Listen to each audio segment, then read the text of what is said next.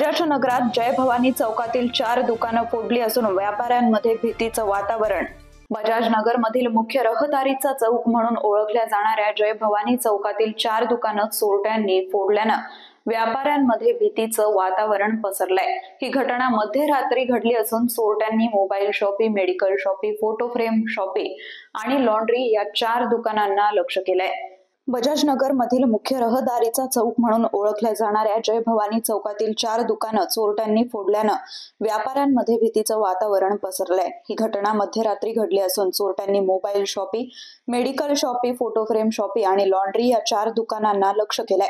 चोरट्यांनी गल्ल्यातील रोख रक्कम आणि अन्य आर्थिक मालमत्ता लंपास केली आहे। विशेष म्हणजे ही घटना सीसीटीव्ही कॅमेऱ्यात कैद झाली असून चोरटे चोरी करताना स्पष्टपणे दिसतायत। सदर घटनेमुळे MIDC वाळूज परिसरातील व्यापारी वर्गात भीतीचं वातावरण निर्माण झालंय।